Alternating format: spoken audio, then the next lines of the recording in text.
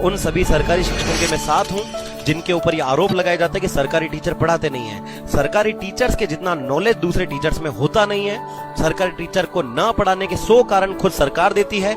आप कहते हैं कि बच्चों को दूध पिलाओ, जनगणना में कार्य करवाओ, आप आपदा प्रबंधन करो, आप चुनाव में पर्ची बांटो, आप बच्चों के गिलास मांजो, आप बच्चों के घर पे तेल के पीपे पहुंचाओ, आप उनके लिए कोरोना किट पहुंचाओ, आप उनके लिए ये करो, आप उनके लिए वो करो, आप शाला दर्पण पे अपडेट करो, आप दीक्षा राइस पे ये करो। कितना काम एक सरकारी टीचर करेगा? क्या सरकारी टीचर का काम बच्चों के घर पर घी तेल चावल के किट पहुंचाना है या फिर बच्चों को पढ़ाना है? ये साफ तौर पर बताता है कि कहीं ना कहीं व्यवस्था तंत्र में, सिस्टम में ही गलती है।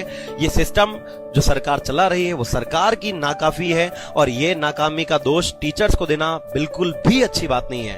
तो मैं ये जो आरोप सरकारी टीचर्स पर लगते हैं कि सरकारी स्कूलों की दशा सरकारी टीचर्स की वजह से खराब है, उससे बिल्कुल खिलाफ हूं और मुझे लगता है कि इसका पूरा दोषी सरकार ही है।